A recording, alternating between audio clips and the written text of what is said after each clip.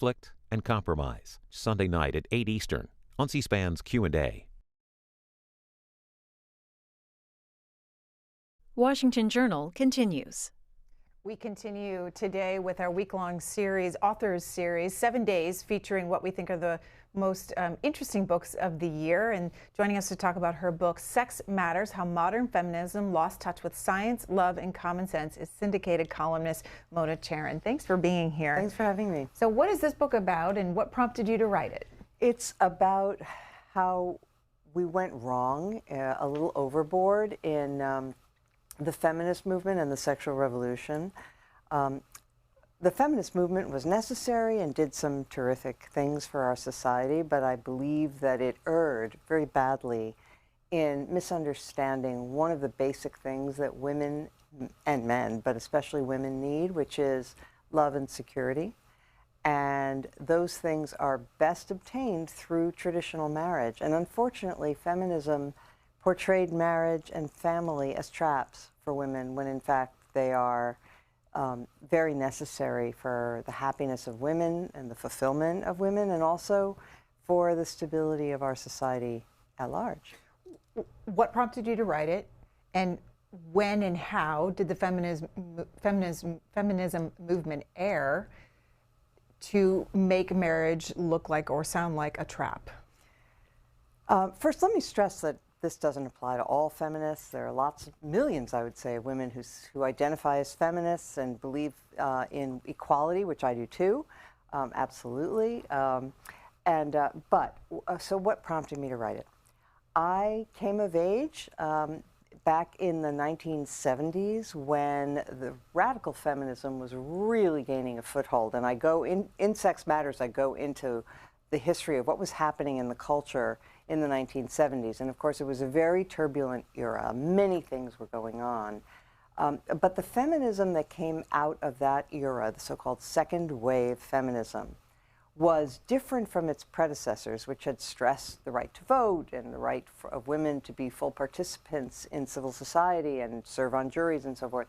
And it veered off into a kind of quasi-Marxist critique of everything about bourgeois society, including all sexual standards and including family life. The feminists of the 70s, and I'm thinking here, and again, I go into it kind of in depth in the book, Kate Millett, who was portrayed on the cover of Time magazine in the 1970s as the Chairman Mao of feminism, Germaine Greer, Gloria Steinem, and others who attacked the very idea of traditional family life, of courtship, of romance, all those things. They said, oh, yeah, we're done with all that.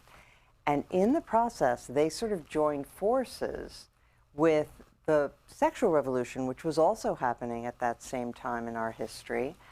And the sexual revolutionaries tended to be men who, were tired of the old standards that, you had to court a woman and you had to have a relationship, at least, usually a marriage, before you could expect sexual intimacy. They were all about tearing down those standards too. And in a way, if, as I argue, if the feminists had not joined forces with the sexual revolutionaries, then the sexual revolution of the 1960s, which was at the time the counterculture, would never have become what it is today, which is the dominant culture, where we have a kind of free-for-all about sexuality, and it has led to tremendous pain and dysfunction. There are millions of kids who are growing up in homes without their two parents. There are millions of men who are disconnected from their children, from their families, even from work. Because they don't have that fundamental building block of a good society, which is a family. That's where we all begin. What is the impact of that? And do you have data that backs it up? Oh, absolutely. In fact, in working with my editor, he cut a lot of the data out. He said, you've made your point. I mean, there is so much. The evidence is absolutely overwhelming that the best place for children to grow up to be happy and healthy and high-functioning citizens is is in an intact family. The rise of inequality that people worry about so much over the last 50 years is driven in large measure by changes in family structure.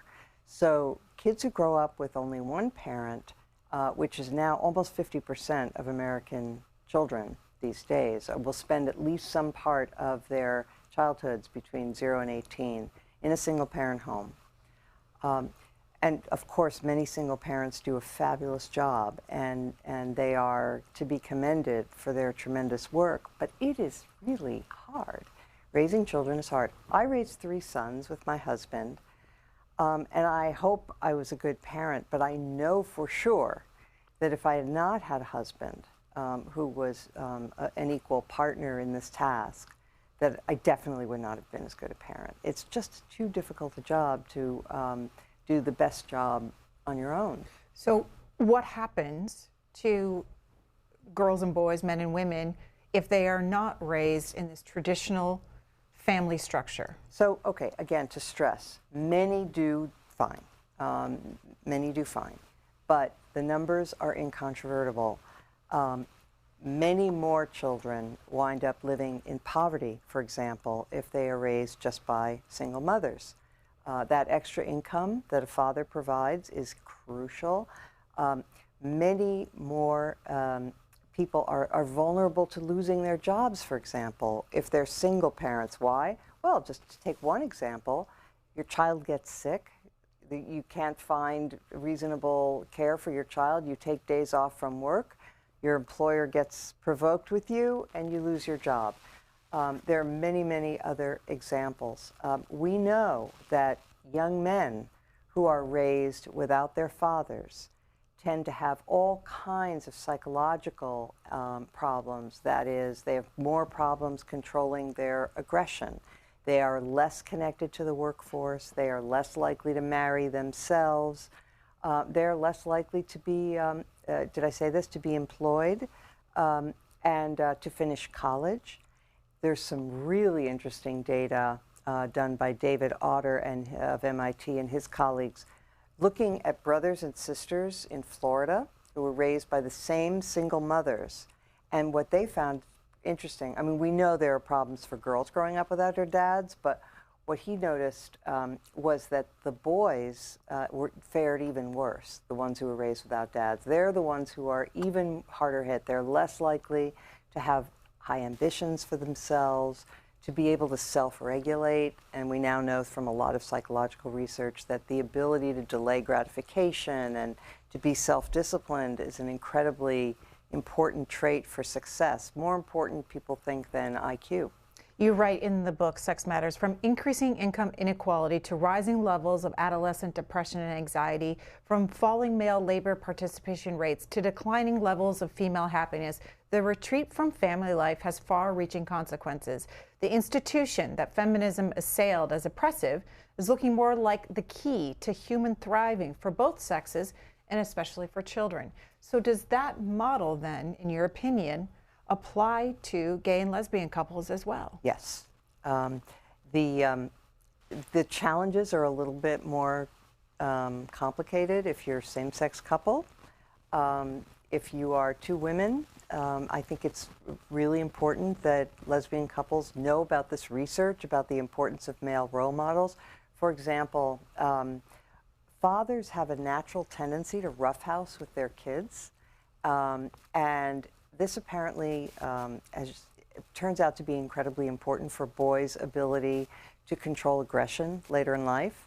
They learn rules in those early years. So it's important, if it's 2 lesbians raising a son, that they have somebody in that boy's life who can play that kind of role for them, teach them how to roughhouse, sports, all those kinds of things. For men who are raising girls or boys, in fact, I had a conversation with a gay friend who told me that that he and his husband had to learn by watching mothers at the park how you handle it when a kid falls and scrapes a knee or has an accident. You know, their tendency as men was to say, "Oh, you're fine," you know. And they watched the moms who would be like, oh, are you okay? You know, come here, let me kiss it, let me hold you, you know. And they realized they had to have that more nurturing side to themselves. It's, you know, for gay and lesbian couples, it just requires a little bit more expanding their horizons. What do you say to people who are critical of your thesis here and say, why should we go back in order to be successful now? Aren't we just evolving as a society? Okay, so that's a great question. And here's what I point out. Look at the way the upper third of our society is behaving right now. It's not a matter of going back. Look at how they're acting right now. People with college degrees, which is about the upper third of our society, they are following all of these old-fashioned styles of life. They tend to graduate from college or high school or and then eventually college. They tend to get a full-time job, and they tend to get married, almost always get married, and only have children after they're married. So you can't say it's going back. It's what's being done right now very successfully by the upper third of our society. And yet, as Charles Murray put it in a very pithy fashion, if our elites would simply preach what they practice, we might be in a better position. But the problem is there's so much reluctance to say, this works, this is what people need, this is what everybody should do. And in fact, arguably, it's even more important for people with lesser levels of education to follow those steps and to be sure that they have solid home lives and networks of family support than it is for people at the upper end, because they have more money, they have more cushion against life's shocks, whereas people at the bottom really need that support system even more. Let's see what our viewers have to say. We'll talk to Vicki, who's in Shakopee, Minnesota, Democrat.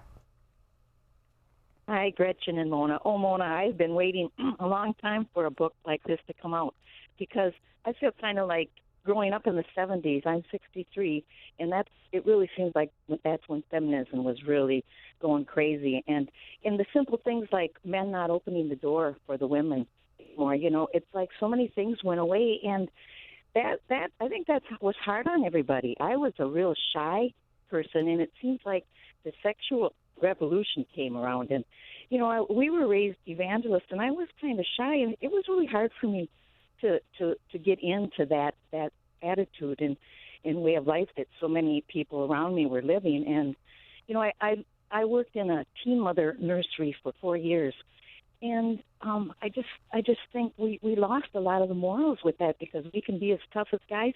In a lot of ways we can. I was a chemistry major. I was smart, and I wanted to get out there and do better than what I saw. My mother raised 6 kids alone, and she worked full time. And my question is to the world: who's raising the kids? Who's running the house? That's a full-time job. Coming from the 70s to now, man, I'd love to go back to being at least a half-time housewife, cooking good meals, having a garden. How can you do that when you have a full-time job, part-time job? Vicki, is that financially realistic for you? Well, when you listen to C-SPAN, what is the big thing they're always talking about in America? We got to grow the economy. We got to grow the economy. We need to go back to simpler things. There's 3, 4, 5 cars parked in everybody's driveway. There's how many TVs in every room? We got to go back to simpler times. Do we need all that? I don't know. There's so much you can go over, but thank you. Mona Charen. It is interesting, and I appreciate a lot of what the caller said, that women who have choices, that is, they are from higher income families and they don't feel the pressure to work full time, when they are asked what their ideal is, when their children are young, when their children are in school, they say their preference is for part-time work. That's what the plurality of women say, and a majority of those in the upper income tier say that they would like part-time work. A relatively small percentage want full-time work when their kids are young. This is something that you don't see mentioned a lot, because the assumption is that women all want to be working full-time when they're mothers, and it's just not the case.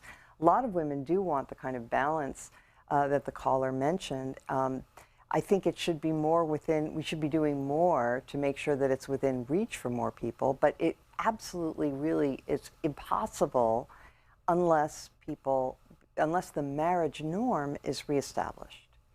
When you say the marriage norm, are you talking about the mother, the wife, is at home and the husband is working? No. What I mean is the marriage norm being that you get married before you have children.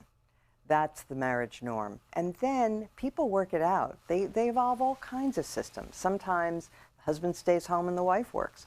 That's rare, but it does happen more and more.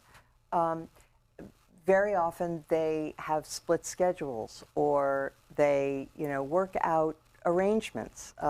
As I say, I'll give the example of myself.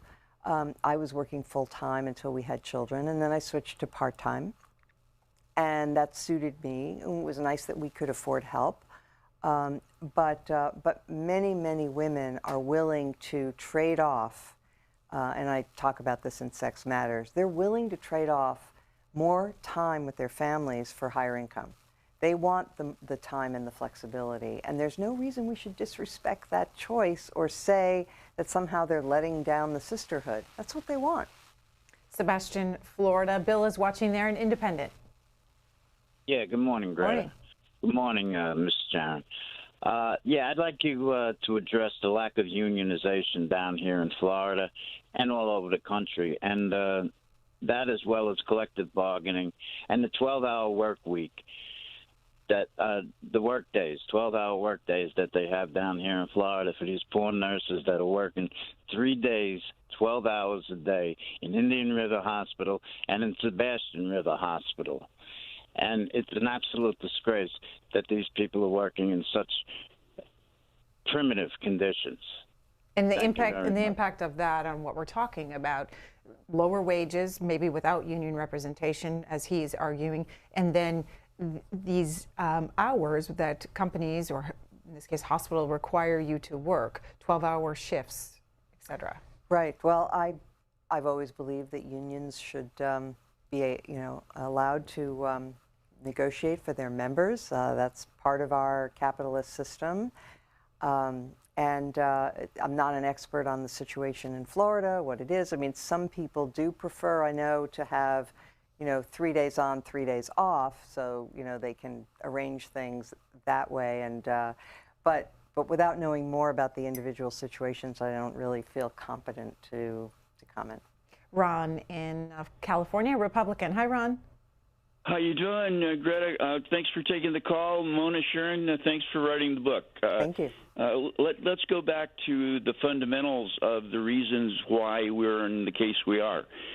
People forget, I happened to grow up during those days of the wonderful 60s when the pill came in.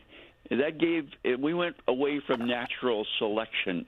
Natural selection means that you pick a guy or you pick a girl because of who they are and what they are, what they represent.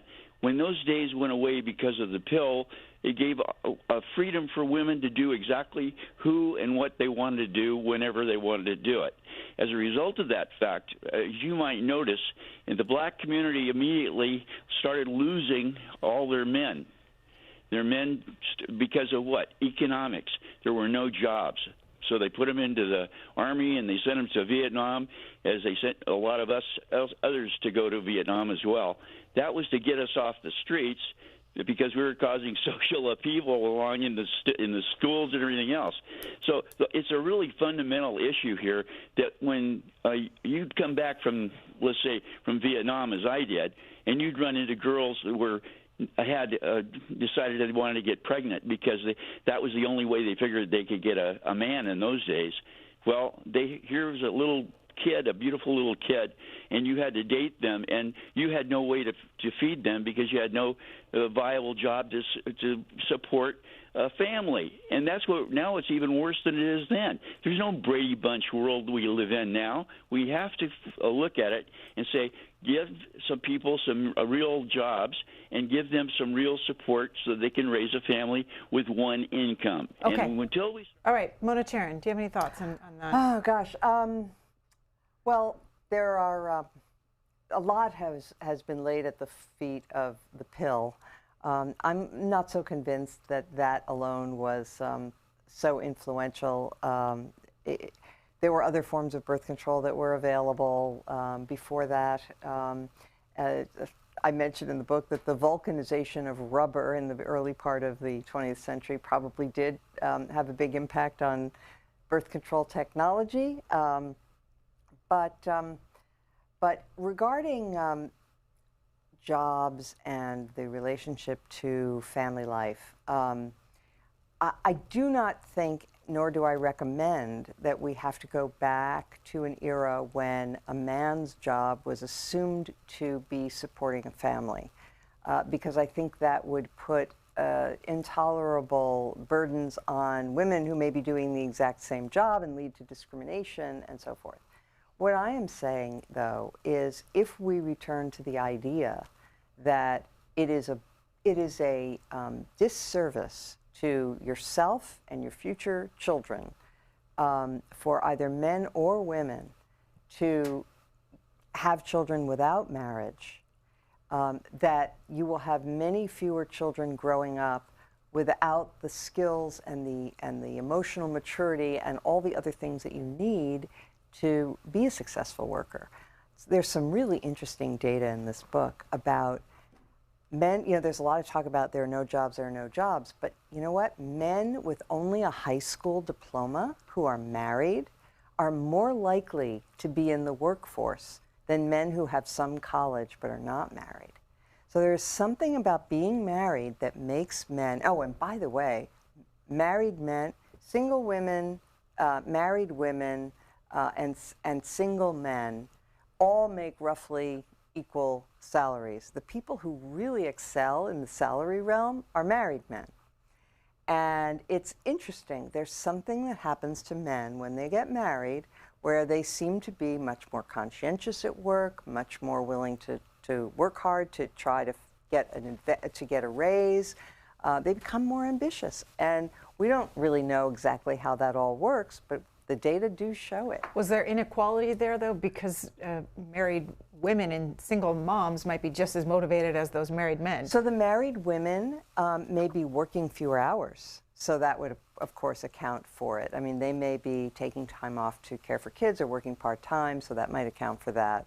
And single women are really at a disadvantage because they're trying to do everything. They're trying to take care of the kids, run a family, and it's extremely difficult for them. Mona Charen is our guest, conservative syndicated columnist, senior fellow at Ethics and Public Policy Center, and also the author of the new book, How Modern Feminism Lost Touch with Science, Love, and Common Sense, Sex Matters. We'll go to Walter in Butler, Indiana, Republican. Hey, thanks for taking my call. I appreciate it. I've been sitting here for 15 minutes, and I started out with a cup of coffee feeling comfortable, and I got a headache listening to all this. I just don't understand for the life of me what women want or this and that. I mean, if you want to be a victim, go right ahead, be a victim. And men are supposed to be men and women are supposed to be women. There's natural genetic traits to us. When the lady had said they don't know why it seems like the man, once he's married, goes out and works hard, is more conscientious. That's because for thousands of years, the man was the hunter and the provider. The woman was the gatherer and the nurturer. It's a normal common sense thing. But in this day and age, when men are turning into women, women are turning into men, everybody is snowflakes. They're all sensitive. Everybody's worried about this and that, breaking the glass ceiling. You know, my mom came from Ireland. She met a husband. They worked hard. She raised 3 kids. She whooped our butts when they needed to paint the house, worked hard, and she never thought she was a victim. So if all of these folks keep wanting to be thinking they're victims, go right ahead. And a lot of it is anti-men. They're actually hate men. I mean, you have all of these lesbian organizations, and now they actually hate men because they're jealous. They wish they could be men. Okay, we'll leave it there, Walter. Mona Charen? I agree with some aspects of what the caller said, although I think I detected a little note of hostility there toward women in general. Look, you might enjoy the chapter in my book called Vive la Différence, where I talk about the science and the fact that we are so uncomfortable in our society of acknowledging that there are basic biological and indeed psychological differences between the sexes. And I feel that there's absolutely no reason to be afraid of the reality of this, and to try to, I think some people are afraid that if they are honest about the differences between men and women, this will be used to women's disadvantage to say that women are inferior. But I think that's kind of silly. First of all, the truth is the truth, whatever it may be, and we shouldn't hide from it. And second, there really isn't any superior or inferior regarding sexual differences. We're just different. Different strengths, different weaknesses. And I go into it. It's actually kind of a fun, if I do say so myself, it's kind of a fun read about the ways in which men and women differ. Men, for example, little baby boys, right after birth, in the first days and weeks of life, are more interested in flashing lights and mechanical objects than little baby girls, who are more interested and will stare longer, for example, at a human face. Girls are more verbal than boys. Boys are more math-oriented. The highest end math geniuses men are overly represented among the highest ranked math geniuses. Women are overly represented when it comes to understanding people and psychological insight. Some people call it emotional intelligence.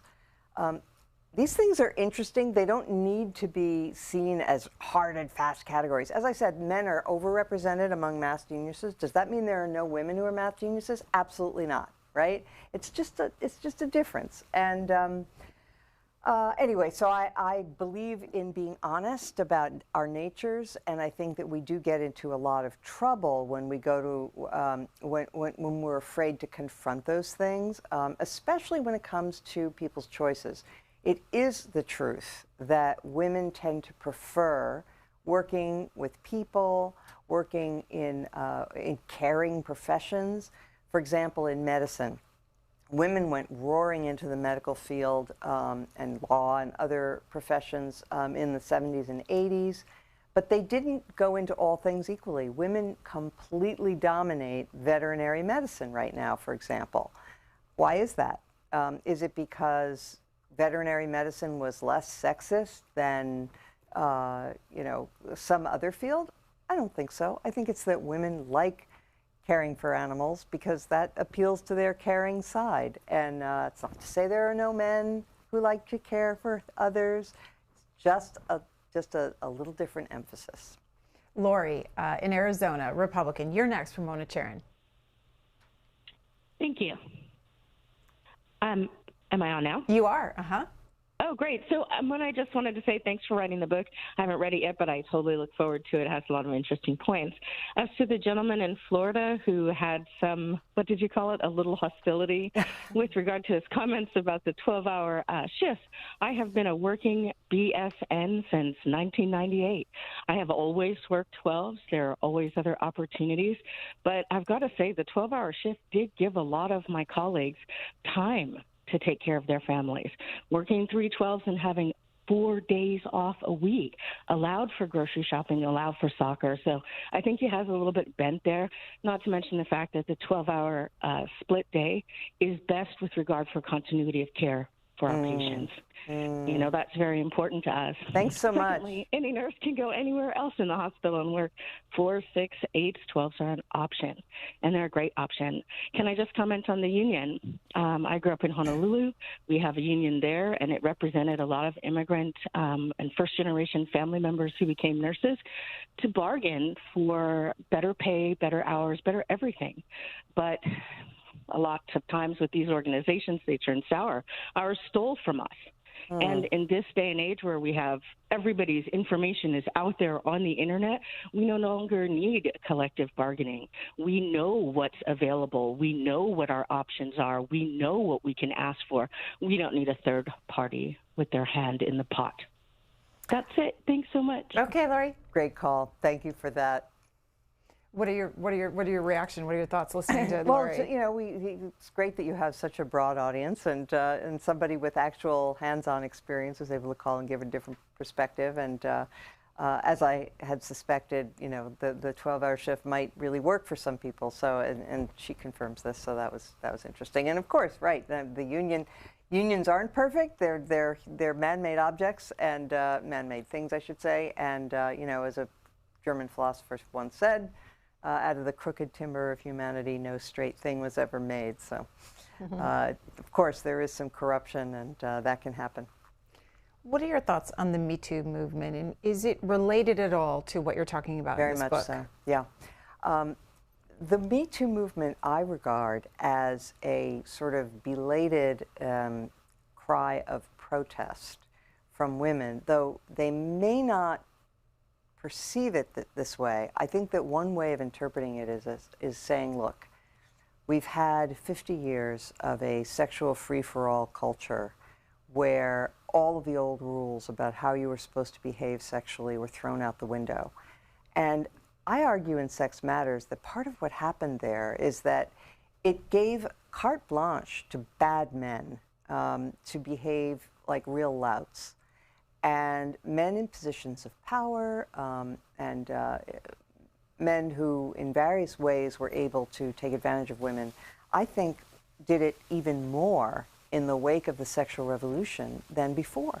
Because who's to say that it isn't, you know, after all, it was during the sexual revolution that even the feminists said, we don't want any special dispensation. We don't want to be treated differently. Don't put us on a pedestal. We're in there with the guys, and we have just as strong a sex drive, and there's no difference between the way men and women feel about sex, and all of those old, you know, rules of courtliness and politeness and all of that. We don't need any of that. That's patronizing. But in fact, those rules were good. Those rules, not all of them, but a lot of them protected women from the sexual demands of men.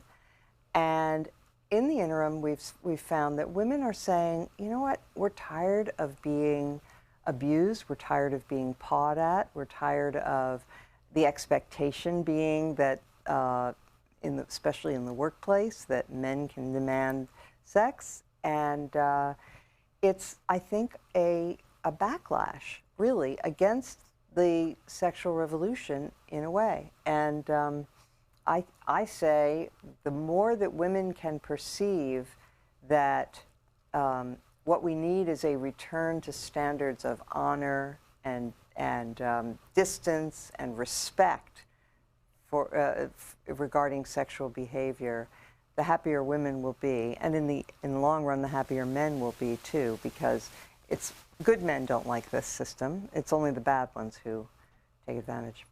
And also your thoughts on the Kavanaugh Supreme Court hearings with Dr. Blasey Ford. You know, it's been about 3 months. What was your view of that, and was there an impact on feminism? My view of that is that if it had been simply a matter of Dr. Ford's testimony versus Judge Kavanaugh's, it would have been very, very difficult to make a judgment because, first of all, it was more than 30 years ago. Second, I found both of them very compelling. We're not God. We can't know what really happened. But where I felt that the judge deserved some benefit of the doubt was that the Democrats on the committee really did seize upon any and all accusations. Blasey Ford's accusation was credible. The others were absurd. And it did begin to take on the feel a bit of a persecution of him and a kangaroo court. So I was made uncomfortable by that. At the same time, I will have to confess I was made uncomfortable by Blasey Ford's accusations too, because I found her, I don't believe she was lying. It's a tough one. I want to get your reaction to the Atlantic hosted a discussion about sexual assault prevention and women's rights issues, and they were talking about the Kavanaugh confirmation hearings. Here's contributing writer Caitlin Flanagan talking about the testimony at the confirmation hearings.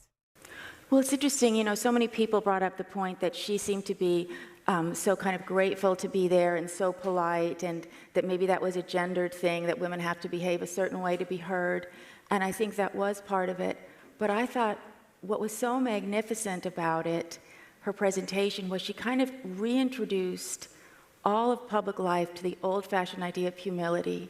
And she did have a big ask. She didn't have witnesses. She didn't have evidence beyond her own testimony. She didn't know it. So there was reason for her to be humble. And so she just sat there and had this truth that was just, to me, it was undeniable. I'm 100% certain. I remember them laughing at me when I was struggling and afraid. And so I think that, in a way, it was extraordinary that somebody truly who doesn't have evidence and doesn't have, and I can see why so many Republicans, and particularly Republican men, are saying this is outrageous. There's just an allegation in the wind with nothing at all to corroborate it. I see why they were saying it's not appropriate, but as a woman who's been through something very similar to that, I say I'm very glad that there was a context in which it could happen.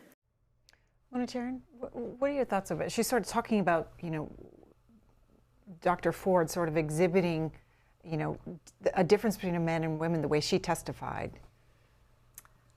Yeah, look, it would have been different, let's admit. And as I say, we're not clairvoyant, so it's really hard to know. And it really would have been useful if any of the people that she mentioned who could possibly corroborate her story had been able to do so, but none of them was able to. Makes it a very, very hard call. Let's go on to Paul, who's in Los Angeles, a Democratic caller. Hi, Paul. Hi, how are you doing? How's everybody? Doing well. I'd like to say that I support feminism, and I support you, Sharon. Honestly, I saw you speak in front of a Republican crowd, and you were booed. But I really appreciate strong women. I appreciate their points of view. I would stand by them, and I appreciate when they stand by me. That's what I have to say on that. And Greta, are you still looking for Republican talking points that you said when you first came on? That's what I want to know. Thank you.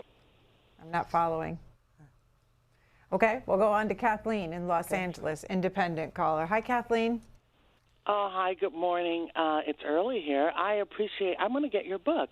I usually call it Free Sex Feminism, but I like the fact that you're calling it the Sexual Revolution and Feminism. And I think it's interesting to note, I'm a black American woman, not a person of color, not an African American, a black American, and I think it's interesting to note how no black folks are calling in.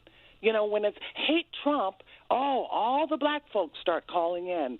And they can't make a connection. My people, black Americans, cannot make a connection between black men having real wealth, competing with illegal immigrants for jobs to gain real wealth, and black men having families.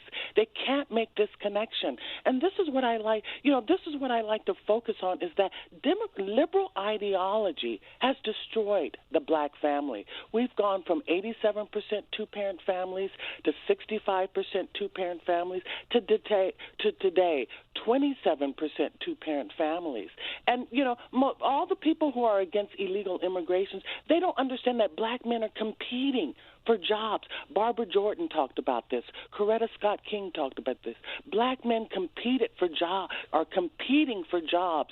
In Los Angeles, illegal aliens have all the trade jobs, all the construction jobs. Black Americans make up 40% of the homeless. So you could do not, traditional families. Marriage is important, and black men must have real wealth to be able to compete in society and to be able to have a family and be a father. This is a basic thing to life. Okay, Mona Charen. Well, it is a basic thing to life, and in the book I talk a lot about how well intact black families are doing in our society. I mean, their kids have almost all of the advantages of anyone else, and their poverty rate is below the national average, and their income is it tends to be almost comparable with whites, and but leaving all those statistics aside, I mean, let's just talk about what people are like. I mean, we need one another. We need that support and security, having someone else in our lives that we can totally count on. And I know that not every marriage is perfect, and sometimes divorce is necessary.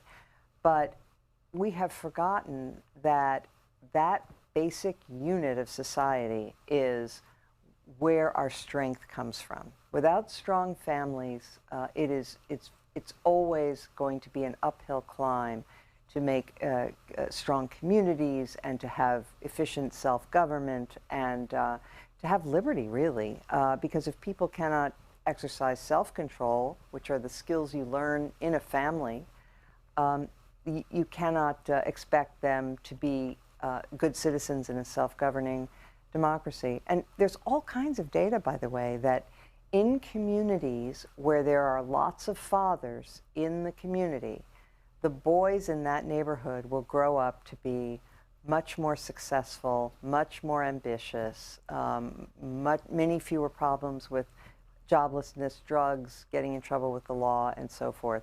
Fathers bring a special elixir to raising children, especially boys, and though girls too. Girls who grow up with their dads are less likely to have body image problems or teenage depression or many other issues. And so it's just, there's been a blind spot in our society for the last several decades where we do not want to talk about this. We think it's preachy, we think it's racist or sexist or whatever, but the price that we're paying is very steep. Robert in Brooklyn, a Republican. Welcome to the conversation. Hi, good morning. I have two quick questions. The first one is, do you think the religious base and faith organization have anything to do with the failure of the family? And the second one, I could tell that you're a very intelligent person, very sophisticated, but when it comes on to Israel and the Palestinians, for some reason, everything you stand for, you flip and change. Because according to what you stand for, the Israeli government is not doing it to the Palestinian people. And I think it's time for you to stand up and don't be scared of the Israeli government and show that whatever you write and everything that you speak, the Israeli government is against it. And there's a lot of Jews living as Palestinian Jews, and the Israeli government kill them just the same way as they kill Arab and Gentiles. Could you please answer those two questions for me, please? Mona Charen, didn't catch the first question, I must say. Did about you? Faith organizations and the role that they play. Well, faith organizations, I'm sorry to say, have also been kind of falling down on the job when it comes to marriage. They've been shy about speaking about it. They're afraid they're going to hurt the feelings of many of their parishioners who may not be married. And look, there are ways of talking about this without hurting anyone's feelings. You of course, acknowledge that many single parents do a fantastic job. That doesn't mean that you forget to emphasize that the ideal and the easiest way to live is through marriage. Regarding the Palestinian issue, I don't know, that kind of sort of comes from left field. I try to be fair about every matter that I address. In general, I think the problem in the Middle East is that there are many problems in the Middle East going far beyond Israel and Palestinians, but just a short précis. Palestinians have not accepted the right of Israel to exist as a Jewish state and have ties to terrorists, and therefore it's a stalemate. I think when the day comes that the Palestinian people are ready truly to accept Israel as a permanent feature of the Middle East, there will be peace. Will Israel accept Palestine? Yes. If they believe that they are not creating another Gaza state where it would just be used as a platform to lob missiles into Israel, Israel would do it. In fact, they offered it back in the early 2000s. There was an offer on the table from Ehud Barak that would have given Palestinians a state. They asked for it to be demilitarized, but they would have had complete autonomy, and the Palestinians rejected it. It's only one of many examples. We'll go to Christian, who's in Lexington, Kentucky, a Democrat. Hi, Christian. Good morning, everyone. Mona, I normally don't call this early, but your book sounds fascinating, and I will buy it. I wanted to talk from personal experience, if I could, just for a quick second. My father was a workaholic. He was internationally famous in the arts. He was a federal commissioner of public art here in the States. And my mom helped him be successful. She would proofread his books. She would go through his contracts. They were a real team, and she stayed at home. But one thing that I promised myself I can remember as a child is that if I could, if my wife was the breadwinner, then I would stay home and take care of the kids and be the father that I always wanted him to be. I know that's projecting, but, it's paid off. We've got 3 beautiful children, they're all doing great, and I found the talk. You didn't talk about it much, but I hope you do, about dads and their girls with body issues. My daughter, who's now 12, she and I, when she was much younger, would go through Vanity Fair, for example, the magazine, and I would ask her, who do you think looks most natural? Who do you think looks most happy? And maybe there were two images out of like 500 pages of advertisements and pictures where, she was 6 then, and would say, these people look happy. And more than anything, I wonder if you can talk about dads and their daughters trying to raise happy kids. Thank you. Mona Charen. Oh, first of all, thank you for being what sounds like a great dad. Look, there are so many things that all of us choose to emphasize to our kids, that where we think that the messages that the culture sends are not healthy, not good. I know parents, for example, who very much encourage their daughters, and some sons too, although you don't have to push it as much, but to get into sports, because that's an area where there isn't all of this obsessive attention to girls' appearance, and there's way too much of that in our society, arguably, and many other things too. The premature sexualization of girls is a terrible blight, I think, on our country. But I just want to emphasize that, this dad sounds very tender toward his daughter, and there is really no substitute for the love and care of parents. And there's a lot of talk about, what we need is more subsidized daycare and more, opportunities for people to leave their kids and go and be in the paid workforce. And I think for people who need to have that, that's fine. But I also think every investment that you make with those children that are your own is unique, and it will last those kids their entire life. And you'll never, I suspect, regret the time that you spent helping mold your children at the end of your life. We'll go to Fred, who's watching in Auburn, New York, Republican. Yes, ma'am. I want to thank you for having Mona Charen on. I've listened to her throughout the years. I would like to see more of her in the local news, like on Fox or something like that. But I understand the man that called in. You said she felt that he had a axe to grind. I think he had some of the reasons was because what he was saying is there's so much of it in our face today. And I was fortunate to have a great mom. I raised 8 of us, my mom and dad, my wife and my sisters, great ladies. And they did, I don't want to say their job, but what was natural, what was common sense, and that's what we get from Mona Charen, is common sense. And the country has lost a moral value so much, and that's why we're degraded down. We're in a fallen world to begin with, and Christianity is the answer.